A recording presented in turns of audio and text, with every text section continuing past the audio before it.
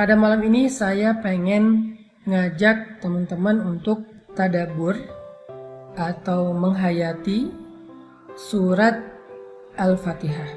Kenapa penting membahas tadabbur surat Al-Fatihah? Karena surat Al-Fatihah adalah satu-satunya surat yang wajib kita baca di dalam sholat dan setiap rakaat. Sehingga kalau kita pengen sholat kita berkualitas, maka kita harus mengupgrade kualitas Al-Fatihah kita. Kalau kita pengen sholat kita khusyuk, maka kita wajib mempelajari, menghayati makna apa yang ada di dalam surat Al-Fatihah. Kenapa Al-Fatihah letaknya di awal Al-Quran, Ustadz? Al-Quran itu turun dalam dua proses. Yang pertama, dia turun sekaligus. Kemana turun sekaligusnya? Turun ke langit dunia sekaligus. Dari Al-Fatihah sampai An-Nas turun sekaligus di Lauhul Mahfuz.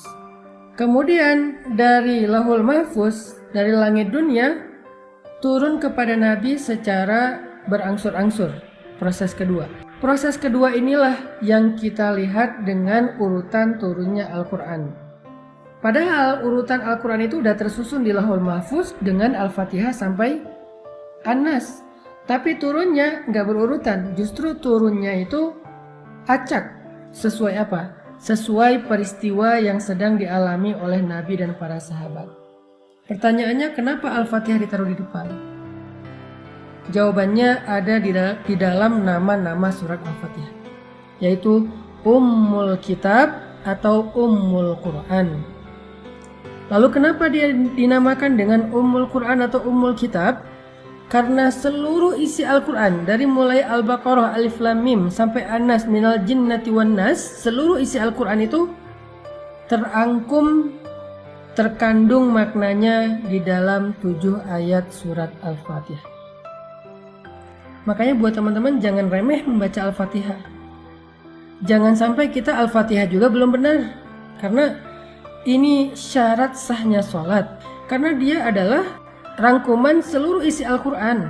Dan sholat itu menghadap Allah. Gak ada yang lebih baik dalam menghadap Allah daripada membaca Al-Quran. Cuman gak mungkin kita baca 30 juz Al-Quran. Allah maha baik, sehingga Allah ringankan kita baca Al-Fatihah. Karena Allah tahu kalau diwajibkan 30 juz kita gak akan ada yang sholat. Ini baru Al-Fatihah aja banyak yang udah ninggalin sholat. Allah udah meringankan banget agama kita untuk kita. Masa udah didiskon jadi 7 ayat masih diburu-buru? Dari 30 juz 6 ribuan ayat, Allah diskon jadi 7 ayat, sab'ul masani, 7 yang diulang-ulang. Yang keutamaannya seperti membaca 30 juz Al-Quran masih terburu-buru. Ini keterlaluan.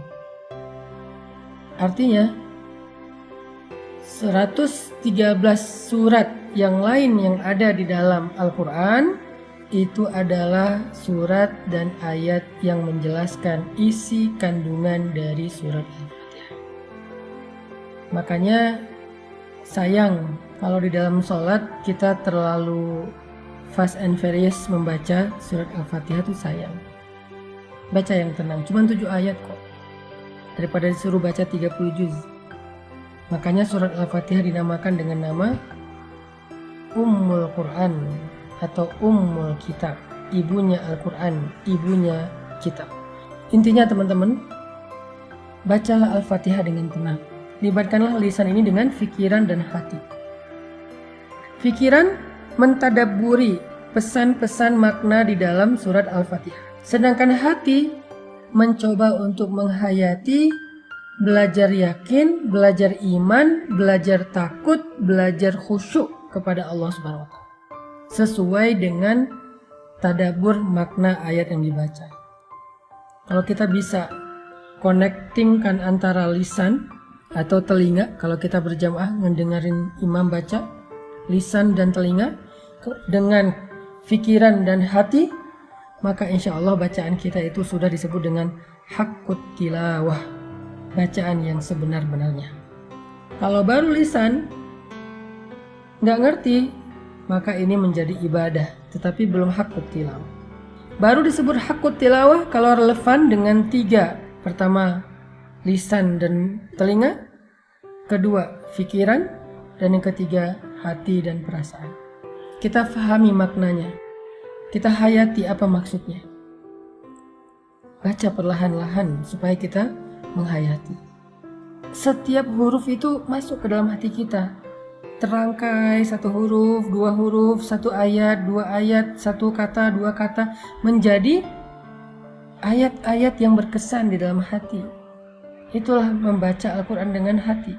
Sehingga kalau misalnya kita terburu-buru, kita nggak akan sempat merasakannya di dalam hati.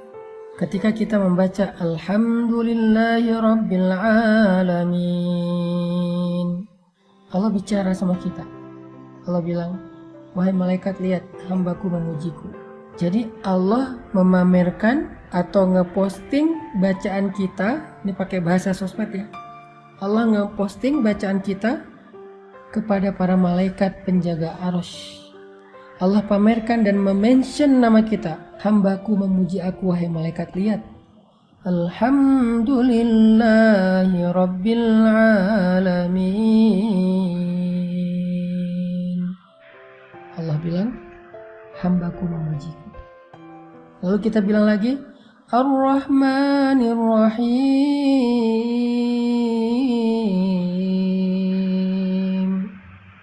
Allah bilang, hambaku menyanjungku. Maliki Yaumiddin. Hambaku mengagungkan aku. Iyyaka na'budu wa iyyaka nasta'in.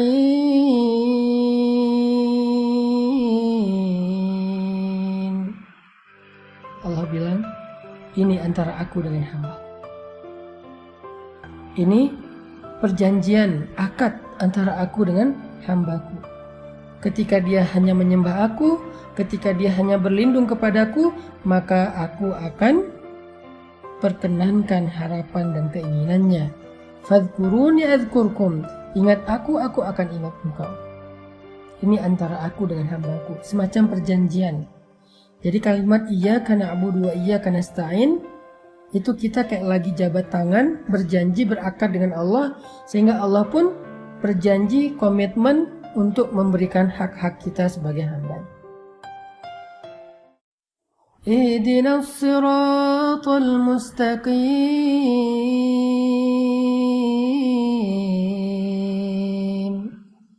Untuk hambaku, apa yang dia minta. Jadi pas kita meminta, ya Allah beri saya petunjuk untuk hambaku, apa yang dia minta. Ini menunjukkan bahwa ketika kita membaca Al-Fatihah, kita itu bukan lagi baca sendiri, nggak ada yang nonton.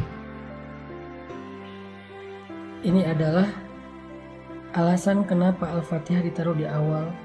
Kenapa Al-Fatihah penting dibaca di dalam sholat. Bagaimana cara kita membaca Al-Fatihah di dalam sholat. Apa kira-kira pengamalan atau dampak dari surat Al-Fatihah dalam kehidupan kita sehari-hari? Jawabannya pun ada di dalam nama dari surat ini. Kan tadi saya bilang Al-Fatihah ini punya banyak nama. Nama lain adalah Asy-Syifa. Apa itu Asy-Syifa?